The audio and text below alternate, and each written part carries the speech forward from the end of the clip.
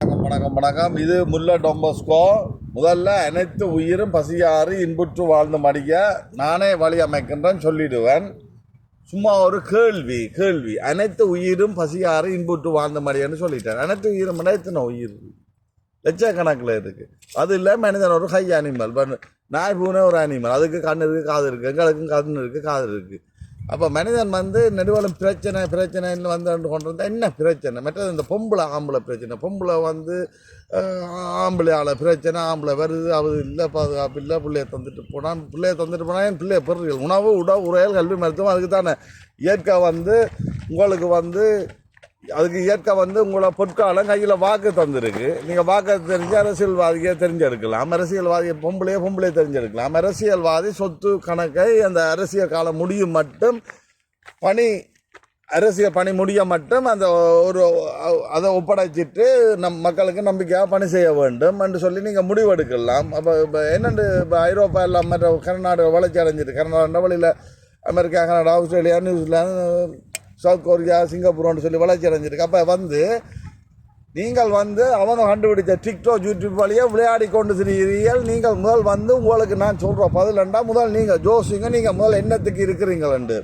முதல் என்னத்துக்கு இருக்கிற உங்களால் உலகத்துக்கு என்ன பிரயோசனம்? இப்போ 10 பில்லியன் ஜன உலகத்தில் உயிரினத்தில் உண்டு இருக்கிற எண்ணத்துக்கு நீங்கள் முதல் இருக்கிறீங்களன்ற ஒரு கேள்வியை கேளுங்க. ஏன் இருக்கிறீர்கள்? நீங்கள் இல்லாட்டிக்கே ஏதாவது மற்ற உயிரினம் செத்துருமா என்று கேளுங்க. பிள்ளைன்னா ஏன் இந்த பிள்ளைய உணவு உரையல் கல்வி மருத்துவம் பாதுகாப்பு இல்லாமல் பெறுறீர்கள்?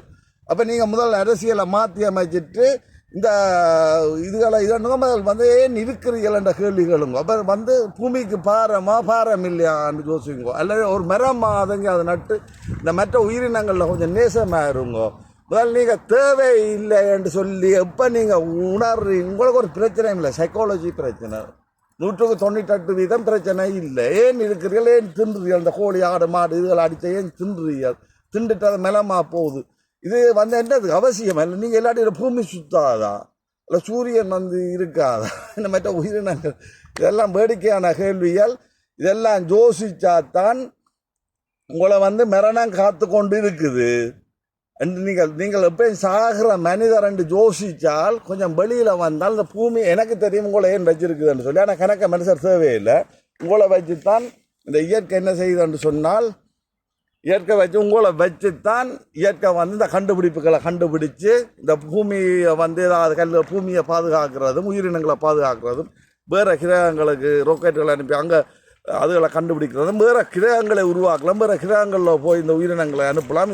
இதை எனக்கு தெரியும். அதனால் அனைத்து உயிரும் பசியார இன்புற்று வாழ்ந்து மடிய நீங்கள் என்ன செய்ய கொண்டு சொன்னால், நீ இந்த ஆண் பெண் பிரச்சனை சொன்னால் கட்டுப்படுத்துங்க அல்லது ஊசியில் போட்டாது கட்டுப்படுத்திட்டு இந்த இதுகளில் இருந்து இந்த நரகம், அதான் முதல்ல சொன்னேன், கீழே ஒரு சாப்பாடு ஒன்று கீழே விழுந்துட்டுது, எடுத்து சாப்பிட்றான்னு இல்லை. அப்போ ஒரு ஆண் பெண்ணை தேடியேன்னு போகிறான். அந்த காமத்தை இயற்கை படைச்சிருக்கு. இனப்பெருக்கம் போதுமை இனி குறைக்கணும். எல்லாருக்கடி ஊசியில் போட்டு சோட்டை பண்ணுங்க. இல்லை உணவு கல்வி மருத்துவத்துக்கு அரசியல்வாதியை சிம்பிள் பிரச்சனை கையில் இருக்கிற வாக்க கொண்டு போய் செலுத்துறது, அது சிம்பிள் பிரச்சனை. அந்த சிம்பிள் பிரச்சனை செய்ய இல்லாட்டிக்கு ஊசிகளை போடுங்க. நன்றி, வணக்கம்.